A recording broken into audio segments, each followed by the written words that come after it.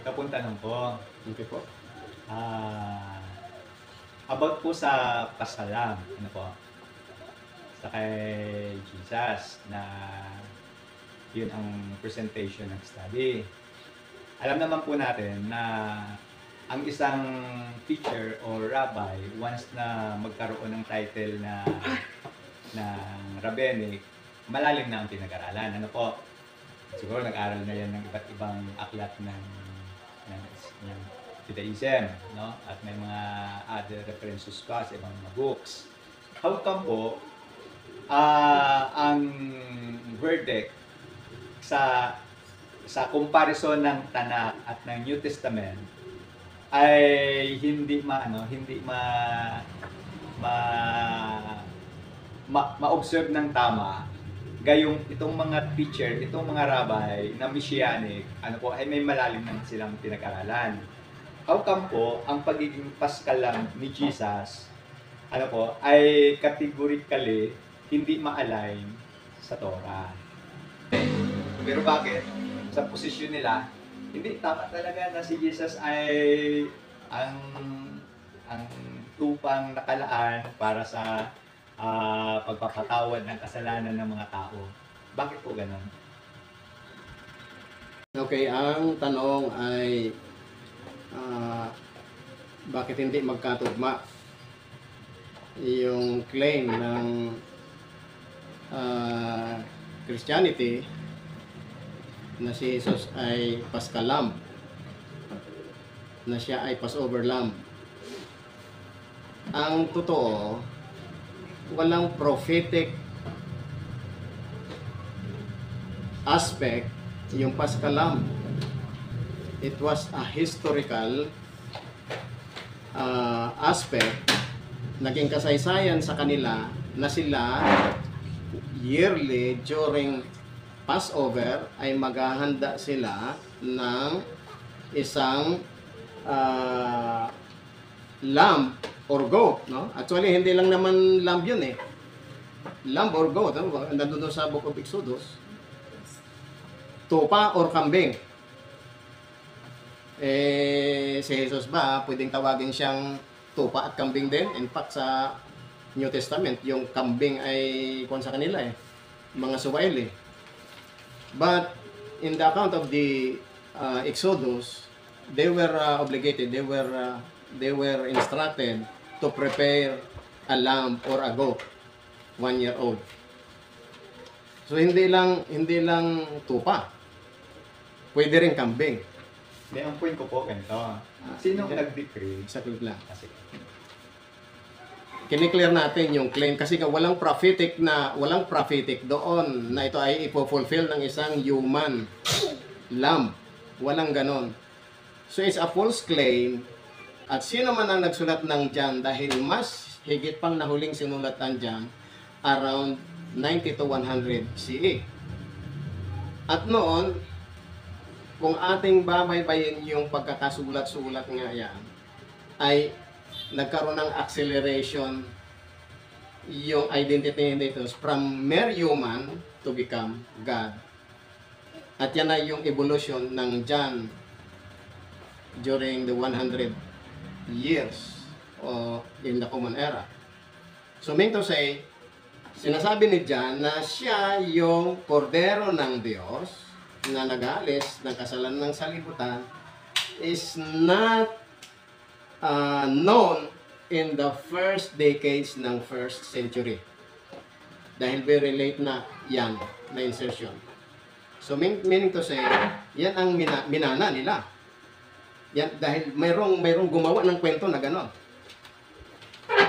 At kung may ginawa na kwento yan, ano ba ang relationship yan doon sa original na nakatala sa Torah? It was a story of the Exodus. That during the Exodus, they have to prepare a lamb or a goat as a celebration that they were taken from Egypt ng Creator, ng Redeemer, ng Savior. So mean to say, ito ay gagawin nila as a commemoration at hindi prophetic na darating ang araw na ang gagawin na dito ay tao na, hindi na yung hindi na yung hayop. So meaning to say, there is no connection. There is no connection na si Jesus ang papalit na kordero ng Diyos doon sa kanilang kasaysayan. No. Walang ganong concept doon sa Torah. Okay? So additional question kung Ang tanong ko po kasi ganito. Ito yung tsuri ng New Testament. Ano po, yung kordero na mag-aalis ng kasalanan ng sanlibutan. Tsuri ng New Testament.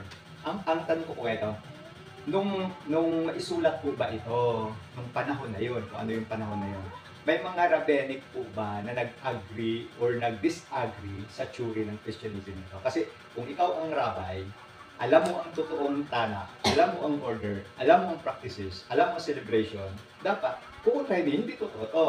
How come po parang dating, ang lakas ng loob nitong mga Kristiyano na ito naman talaga ang totoo kasi may background sila. O kita mo itong mga rabbi na Judaism mo nag-agree dito sa posisyon namin.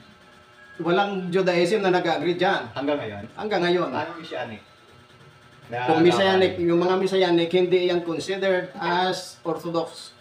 They are considered as Christian. Yung mga Messianics, they are evangelicals. Okay. So, ang... Kaya nga, they are worse than Christianity. Messianics are worse than Christianity kasi nagpapanggap sila na Hudyo na hindi naman sila Hudyo. Nagpapanggap sila ng Hudyo but they still carry yung idolatry ng Christianity. Pinalitan lang nila ng mga Hebrew terms. At kung ating babayin, kahit yung New Testament mismo ay nagsasaadya na ang mga Persian, yung mga Hudyo, ay they are in disagreement with Jesus, and Jesus is also in disagreement with the Jews. So meaning to say, kahit hindi pa nasusulat yung aklat ni John, yung Matthew, at saka yung Luke, at saka yung Mark, kaya mahalagang matuntun natin kailan pinagsusulat yan. Ang unang nasulat ay yung aklat ni Paul, yung mga letters ni Paul in the year 50s. And then sumunod ay yung Mark, which is the oldest one, in the year 70, more or less 70 CE. Next is Matthew, 880 CE. And then Luke, 90s, and then 100s ang kay John. So meaning to say, nung araw yan, wala pang ganun yan, na siya ay, nung nabubuhay siya, hindi naman sinasabing kordero siya ng Diyos eh. It was a made-up story.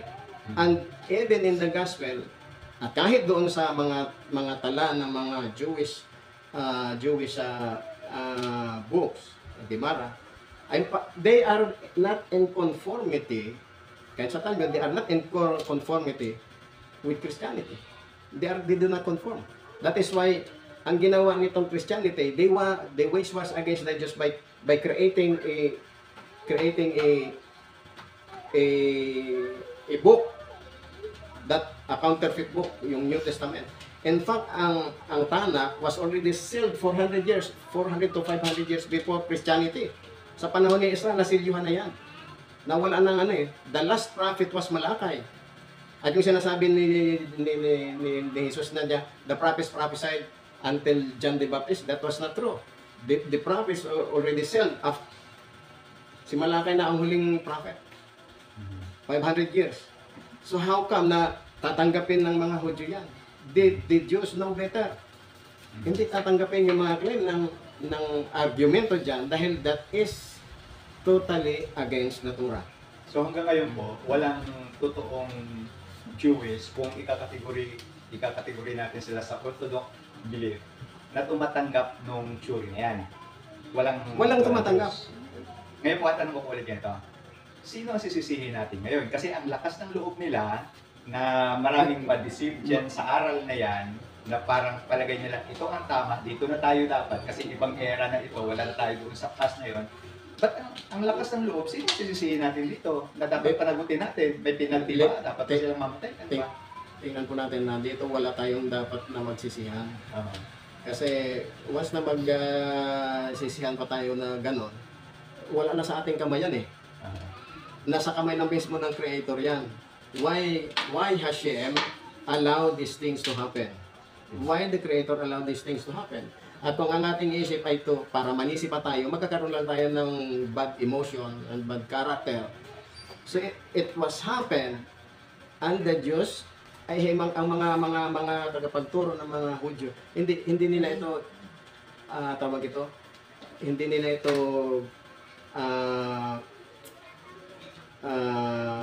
ipinapalagay na ito ay masama para sa kanila. It was a lesson to them. Kaya nga doon sa Deuteronomy chapter 39, kung mayroon mang magtuturo na kahit maghimala pa, magawa pa ng mga milagro, pero ituturo nila na mayroong ibang Diyos, punta ka sa ibang Diyos, wag niyong paniwalaan dahil tinetest lang kayo ng Panginoong Hashem. So, to the Jews, to the Orthodox Rabbi, it is considered as a test to them. Kaya hindi nila dapat na magsisihan eh. Hindi pwedeng, wala sa ating attitude na isisi kung sino man. It was allowed by the Creator as a test for those who believe.